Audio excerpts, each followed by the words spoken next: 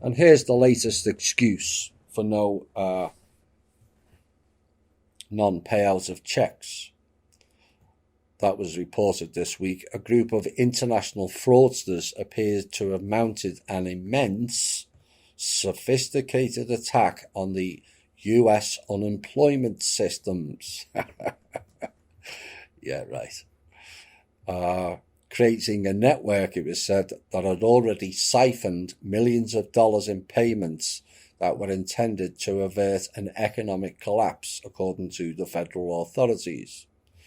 The attackers have used detailed information about US citizens, such as social security numbers, that may have been obtained from cyber hacks of years past.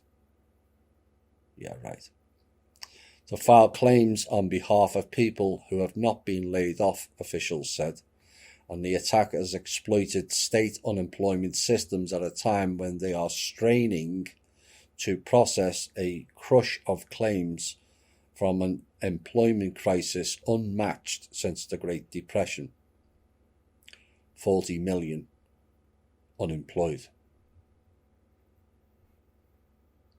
Investigators from the US Secret Service said they had information suggesting that the scheme was coming from a well-organized Nigerian fraud ring. Oh yeah, blame the Africans. And could result in potential losses in hundreds of millions of dollars, according to Roy Dotson, a special agent who specializes in financial fraud at the Secret Service. Well, they're not very good, are they?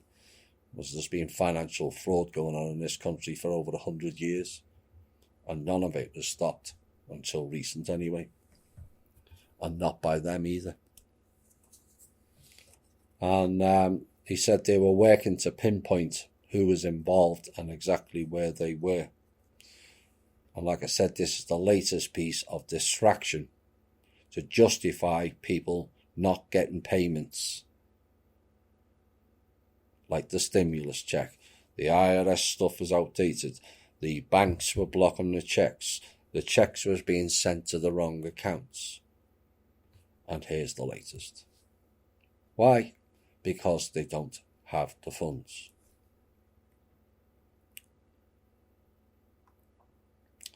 Facebook is being forced to pay a multi-million-dollar penalty for making false privacy claims in Canada, and they've been charged $6.5 million fine as a part of a settlement of the company's handling of users' personal information between August 2012 and June 2018.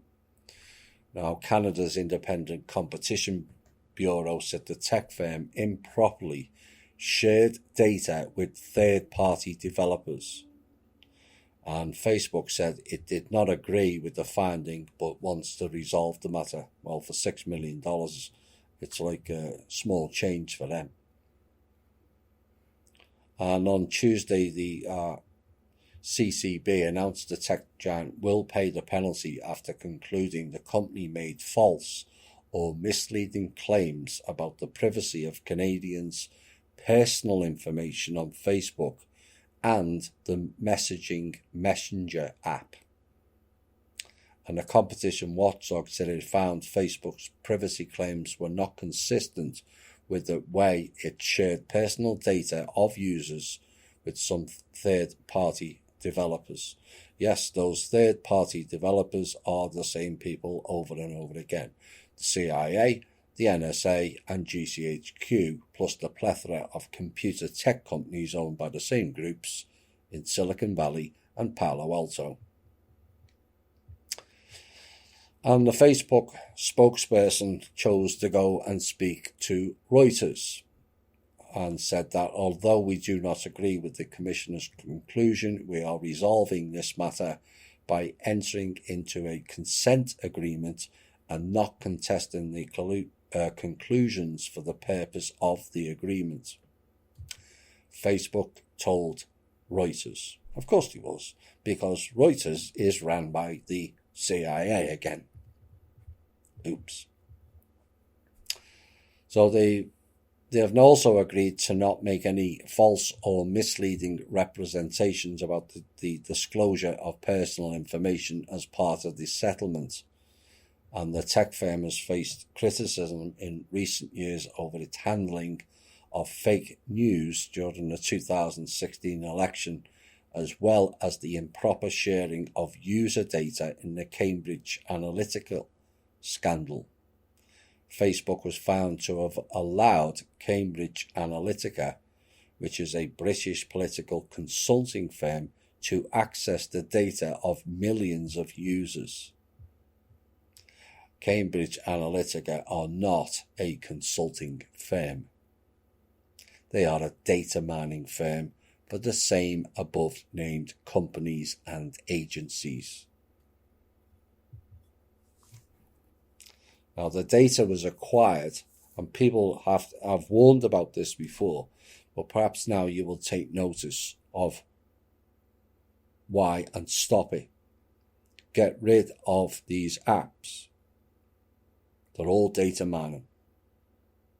The weather app, you do know that the weather app has to have access to all your texts, all your phone calls, all your contacts, and all your social media details, so you can find out what the weather's like today.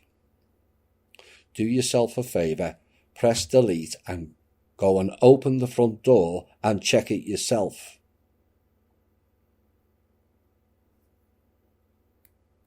So the data was acquired, it is said, via a quiz.